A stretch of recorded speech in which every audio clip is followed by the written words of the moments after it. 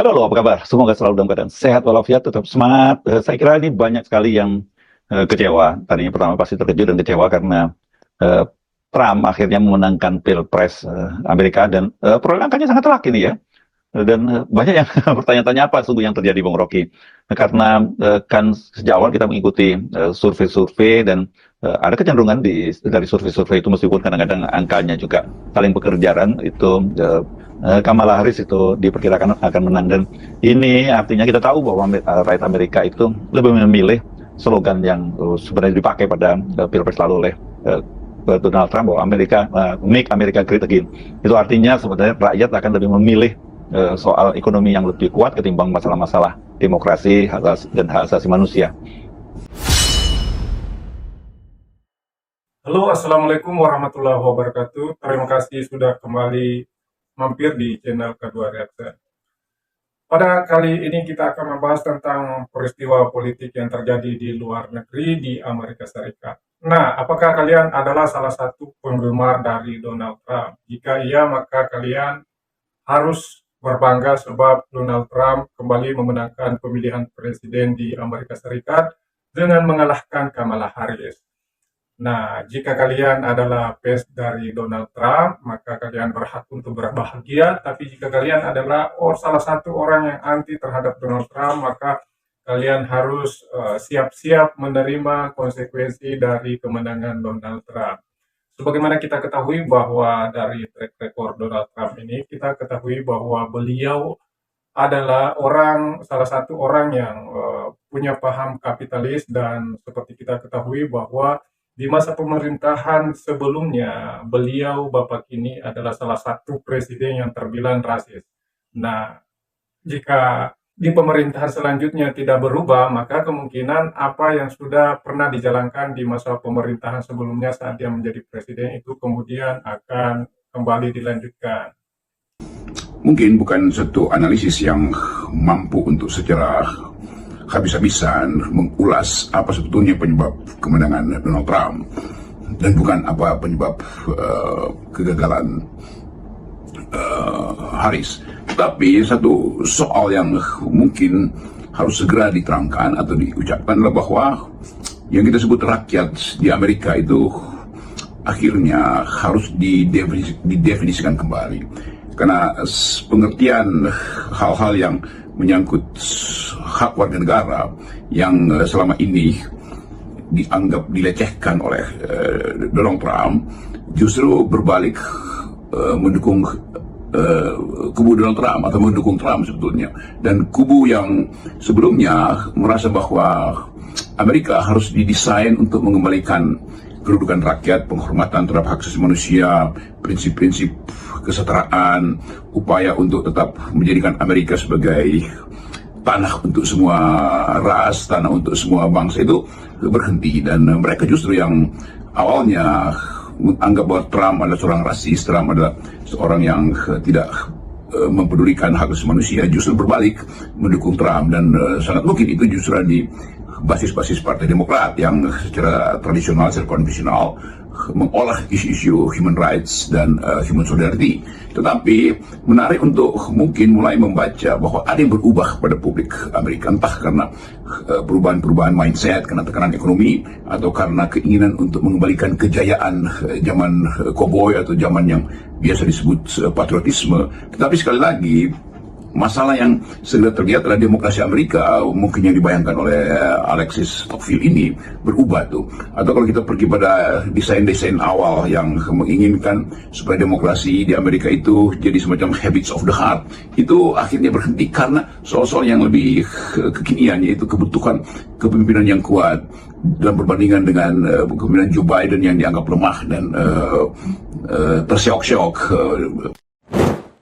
Donald Trump memenangkan pemilihan presiden dengan mengalahkan Kamala Harris dengan perolehan suara yang cukup menonjol, dan ini tentu saja akan menjadi kekuatan bagi Donald Trump dalam memimpin Amerika ke depannya untuk mengembalikan kejayaan Amerika yang sempat meredup, terutama di bidang politik dan ekonomi. Nah, dengan terpilihnya Donald Trump, tentu saja peta politik dan kekuatan politik dunia dan ekonomi dunia akan berubah seiring dengan kebijakan-kebijakan yang akan diambil setelah dia dilantik nantinya. Pemerintahan Donald Trump ini diperkirakan sangat kuat, Bung Rocky, ya, karena selain dia menang telak, dukungan dari Kongres nih, Partai Republik juga sangat kuat, dan dengan gaya kepemimpinan Trump itu diperkirakan dolar akan menguat, dan itu jelas berdampak pada ekonomi Indonesia, ya. Kita mesti siap-siap ini, kehidupan rakyat terutama akan makin berat. Apalagi kemarin kan Menlu Sugiono itu hadir dalam forum BRICS, dan kemudian memberi sinyal bahwa Indonesia akan bergabung dengan BRICS. Padahal ini BRICS ini adalah blok ekonomi yang berisi Cina dan Rusia yang dipastikan akan berlawanan dengan Amerika. Dan tentu saja yang akan menjadi pertanyaan berikutnya adalah apa dampak yang akan ditimbulkan kemenangan Trump terhadap keadaan ekonomi dan politik di Indonesia. Karena mau tidak mau Indonesia akan terdampak oleh pergantian presiden di Amerika. Sebagaimana kita ketahui bahwa ada dua blok di dunia ini yang sangat berpengaruh, di antaranya blok yang sekutu dengan Amerika dan blok yang sekutu dengan Rusia dan China.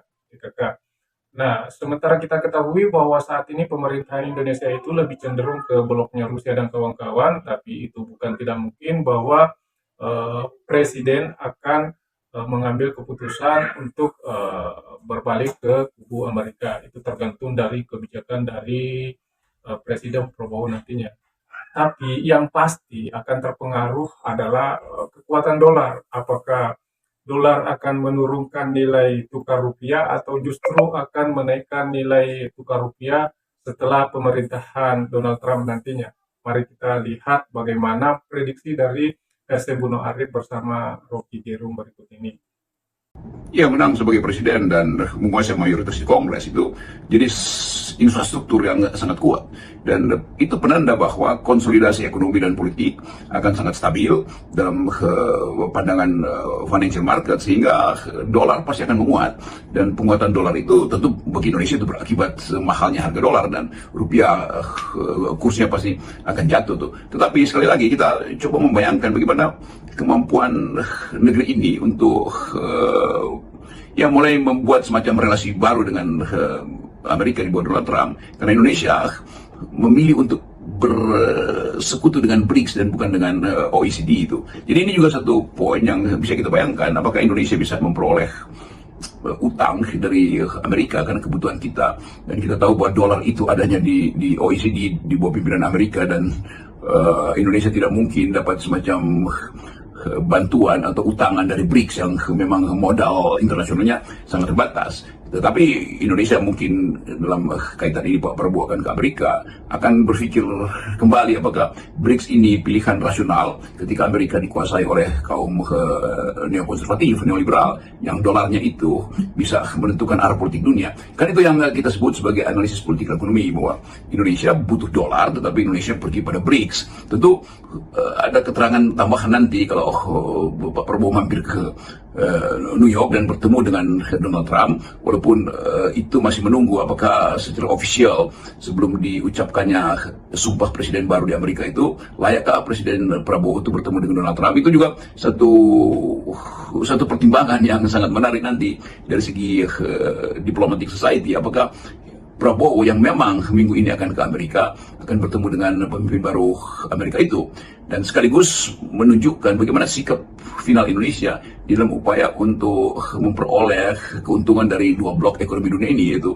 blok Global South, negara-negara yang tergabung dalam BRICS, dan blok Amerika yang akan menguat ekonominya karena kepastian politik itu sangat tinggi, memberi dukungan pada Donald Trump sekaligus pada penguasaan dia di Kongres. Jadi sekali lagi ini menarik bagi kita Indonesia yang ada di dalam ketegangan sebetulnya untuk menentukan apakah blok ekonomi Indonesia itu akan ke China dan Rusia atau balik lagi atau mencari keseimbangan dengan keadaan baru setelah Amerika dikuasai oleh Donald Trump. Dan Oke, itu tadi penjelasan dari RC Buno Arif bersama Rocky Gerung tentang kemungkinan yang akan terjadi terhadap bangsa Indonesia, terhadap negara Indonesia, terutama di bidang ekonomi dan politik.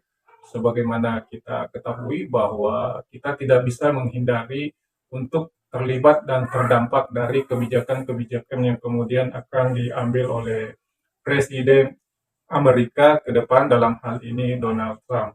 Nah, apakah kalian sudah siap baik sebagai orang yang mendukung Donald Trump atau sebagai orang yang anti terhadap Donald Trump? Kalian harus punya persiapan eh, secara ekonomi dan secara mental untuk menghadapi kemungkinan-kemungkinan perubahan situasi yang akan terjadi ke depan. Jika kalian punya pendapat, punya kritik dan saran, silahkan tuliskan di kolom komentar. Dan sekali lagi terima kasih sudah mampir di channel ini dan sampai jumpa di video-video selanjutnya.